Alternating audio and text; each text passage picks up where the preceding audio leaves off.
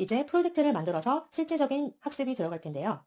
파일에서 새로 만들기 프로젝트로 들어가서 우리가 이 부분을 선택을 하고 확인을 합니다. 간단하게 C 언어와 C++에 대한 차이를 알려드리겠습니다. 써있는 그대로 C 언어는 절차적 프로그래밍 언어입니다. 바로 3세대 언어가 되겠고 C++은 4세대 언어입니다. 비교를 한다면 객체지향 프로그래밍 언어가 되겠죠. 최근은 대부분 객체지향 프로그래밍 언어로 돌아가고 있고 그래서 해당하는 사항이 바뀌었는데 객체, 즉 오브젝트라는 거죠. 자료라는 개념과 메소드라는 개념을 캡슐화를 시키는 것을 바로 오브젝트 객체라고 합니다. 구체적인 내용들은 객체가 어떤 것인지 프로그램 언어를 통해서 정의를 해 나갈 것이고 그리고 클래스라는 개념은 여러 개의 객체들을 모아놓은 집합체가 클래스가 되는 거죠. 그리고 상속이라는 개념이 있죠. 상속이라고 하면 상위 클래스가 있고 하위 클래스가 있고 그런 중에서 상위 클래스에 있는 메소드랄지 속성 그런 것들을 하위 클래스가 물려받는 개념이 바로 상속이 되겠죠. 그리고 다용성이라는 것이 있는데 한 메소드를 가지고 여러 가지 기능들을 수행할 수 있는 그런 개념들이 다용성이죠. 연관지어서 오버로딩이라고 할지 라이딩과 같은 이런 두 가지의 개념들까지 전부 이해를 해 두셔야 될 것입니다. 이제 바로 객체지향 언어가 가지고 있는 가장 핵심적인 이 개념들은 바로 이런 6가지 개념을 가지고 이해를 해 나가면 됩니다. 사용하는 것은 당연히 비주얼 C++를 사용하는 것이고 개발 도구는 비주얼 스튜디오를 사용하게 됩니다. 스튜디오로 넘어와서 보면 파일명이 아까와 다르게 변경되었습니다. 아까는 제가 설명을 해드리면서 파일명을 정하지 않았기 때문에 파일명을 새로 정해가지고 ex_01이라고 만들어줬고 해당 소스 파일은 이 내용에 있는 사항입니다. 그 중에 이제 메인이라는 사항이 있는데 이건 이제 프로젝트 폴더로 들어가 보면 C++이라는 폴더는 애초에 만들어놨고 여기에 파일명처럼 폴더가 생성이 됐죠. 디버그부터 쭉 해당 내용이 있고 실제 진행하는 거는 또 다시 이쪽으로 들어와서 여기에 CPP 확장자를 가진 내용에 해당하는 겁니다. 해당 파일을 열어보면 이렇게 동일하게 나와 있죠. 다시 비주얼 스튜디오로 들어가서 물론 이건 주성문이기 때문에 있든 없든 상관이 없습니다. 그래서 프로그램 구조를 본다면 가장 먼저 샵 include에 의해서 이 이름을 가진 현재 이것은 헤더 파일입니다. C++에 등장하는 이제 새로운 헤더 파일이 되겠고 추가적으로 일단 이 자체는 있어야 합니다. 없으면 에러가 됩니다. 왜냐하면 얘가 하는 역할은 자주 쓰는 헤더들을 미리 컴파일을 해가지고 나중에는 다시 재컴파일을 하지 않고 바로 쓰겠다. 그런 내용에 해당하는 것입니다. 그만큼 재컴파일을 굳이 할 필요가 없다는 것은 시간을 줄이겠다. 그런 거죠. 그리고 또 보셔야 될 부분이 뭐냐면 C를 하셨던 분들은 C와 동일한 건가? 라고 생각하실 수 있는데 그렇지 않고 tmain입니다. C++에서는 tmain이라는 함수가 사용되고 있는 상황이고 현재는 그렇다고 해서 메인이 틀렸다는 것은 아닙니다. 상관이 없습니다. 메인을 사용하셔도. 그런데 아무래도 tmain이라는 함수를 사용하는 이유는 딱 이겁니다. 이제 앞으로 추세는 유니코드로 해석되고 멀티바이트를 지원한다는 거죠. 유니코드는 2바이트 형태로 되어 있는 코드로 세계적으로 앞으로는 유니코드로 코드가 표준화가 되는 것입니다. 그렇기 때문에 언제든지 유니코드를 쉽게 사용할 수 있는 것이 tmain입니다. 그런데 혹시 스튜디오를 어떤 버전으로 쓰느냐에 따라 약간의 차이가 있을 수 있습니다. 이렇게 파일이 만들어질 수도 있습니다. 이게 잘못되거나 잘된 것이 아니라 똑같습니다. 이게 있으나 없으나 현재는 다른 사항을 가져다 쓰는 것이 아니기 때문에 없는 걸로 결과적으로 이렇게만 돼도 간단한 모듈이 가능한 것입니다. 그래서 다시 이 부분으로 와서 그럼 이제 이런 템플릿이 만들어지게 되는데 간략하게 실행을 해보고 CMD에서 나오는 결과들을 확인해 보겠습니다. 실행할 수 있는 헤더 파일을 만들 텐데 먼저 기본적으로 include라고 정의를 해주고 이번에는 좀 다릅니다. 출력할 내용을 표현하기 위함인데 이제 표준 입출력 함수를 쓰기 위해서는 당연히 iostream이 되겠죠. iostream이라고 하면 C 언어로 보자면 stdio.h라는 헤더 파일이라고 보시면 되겠고 이제 C++에서는 헤더 파일 설정을 할 때 여기처럼 더블 코테이션 마크를 붙인 다음에 확장자인 h라는 헤더 파일을 현재처럼 쓰는 경우도 있고 즉시 이렇게 쓰는 헤더 파일도 있습니다. 두 가지 경우로 나뉘게 되는 겁니다.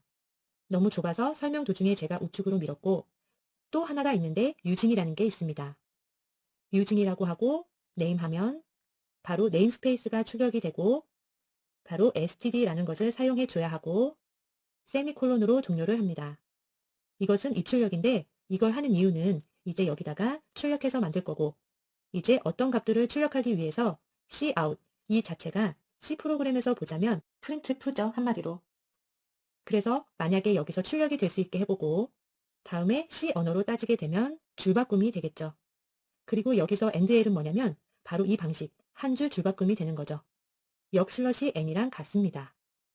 cout은 printf처럼 출력하는 내용이 되겠는데 이 cout이라는 것을 쓰기 위해서는 지금 이 부분, 이 iostream이라는 헤더 파일 안에 현재 이 내용이 이 헤더 파일 안에 정의가 되어 있는 것입니다. 이제 네임스페이스 std 이렇게 정의를 했는데 이 cout이라는 명령어를 사용하기 위해서 그런 거죠. 옆에 제가 해놓은 거는 입력할 때도 마찬가지로 std 한 다음에 cin이 되겠습니다. 즉, 이러한 명령어들을 사용하기 위해서 헤더 파일을 열어온 상태에서 다시 여기 네임스페이스에서 std라고 해둔 상태가 되는 것이죠. using 이 네임스페이스에 대한 것은 뒤에 가서도 또 설명할 일들이 있습니다.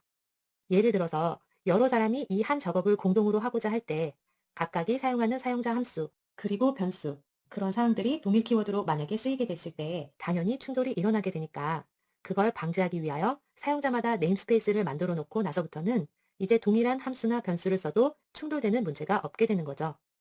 왜냐하면 네임스페이스에서 자기가 지정한 이름이 있기 때문이죠.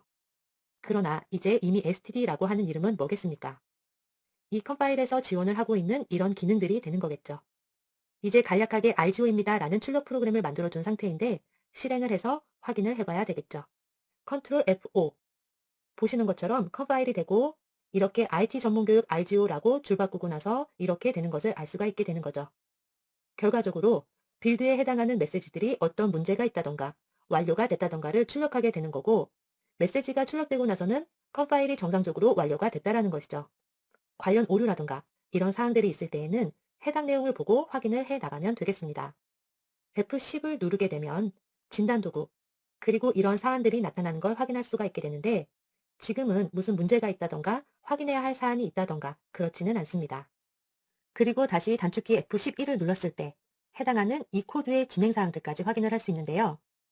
이 스트림에 대한 내용 이외에 구체적인 이런 부분들은 알고 싶지 않아도 나중에 확인을 꼭 해야만 되는 그런 사안이 있을 수 있습니다. 그래서 단축키를 간략하게 알려드렸고 거의 쓸 일은 없습니다. 현재 디버깅 중이라는 거죠.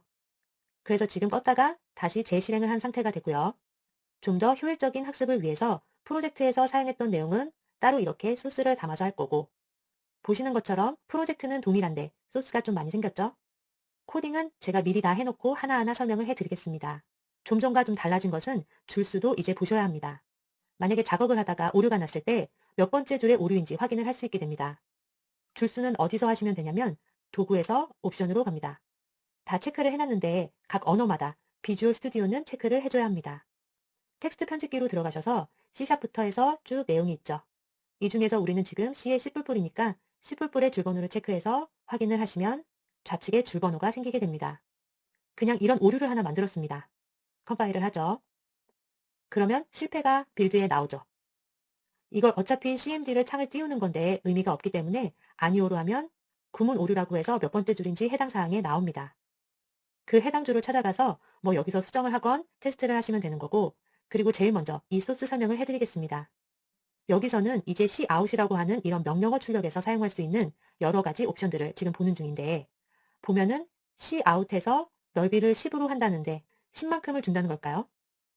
x라는 값을 출력할 때 끝까지 갔는데 10칸만큼 공백을 주세요 라는 표현으로 생각하시면 됩니다. 결과적으로 출력하는 부분인데요. 그것은 변수를 가져온 게 해당 값에 200을 대입했을 때 200이 쭉 출력이 되겠죠. 10칸 앞에 공백을 두고 그리고 응용으로 해서 다음 거는 20칸을 띄고 얘를 출력하라는 겁니다. 그런데 20칸 후에 이게 출력되는 게 아니라 20칸을 포함을 하는 겁니다. 그러니까 정확하게 20칸이라고 하면 17칸을 띄우는 거죠. 조금 다른 거는 넓이를 15로 했는데 여기는 단순 x가 아닌 right라는 키워드가 위에랑 다르게 하나 더 붙여져 있어요. 이건 이제 쉽게 15칸만큼을 잡아가지고 이제 거기에서 오른쪽으로 맞출 것인지 왼쪽으로 맞출 것인지 그런 처리 중에 하나라고 보시면 되고 그래서 직접 실행을 해보고 보시는 것처럼 이렇게 해당 사항이 출력이 되는 걸 알 수가 있습니다. 보시면 간단하죠? x는 200을 대입을 받고 있고 출력하는 자체가 x인데 10이라는 넓이값을 가지고 있습니다. 이거는 지금 10칸만큼의 공백이 있고 나서 x값이 출력이 되는데 x값은 대입받은 200이 출력이 되는 거고 두 번째도 똑같죠? 20칸만큼을 공백을 주고 나서 x값을 대입하는 200을 출력하게 됩니다. 그래서 제가 아까 설명을 해드린 것처럼 10이라는 것은 포함해서 10입니다. 10만큼 떨어져서 200이 나왔다 그러면 13이라는 숫자가 되어야 하는데 현재는 10이기 때문에 7만큼 떨어뜨리고 나서 10을 맞춰가는 겁니다. 이 대입받은 수가. 얘도 마찬가지로 17만큼 떨어뜨리고 나서 20을 맞춘 겁니다. 얘도 12번째만큼 갔다가 이만큼 떨어뜨리게 된 부분입니다. 그런데 밑에는 지금 라이트라고 하는 부분이 돼 있고 한번 수정을 해서 변경 처리를 해보도록 하겠습니다.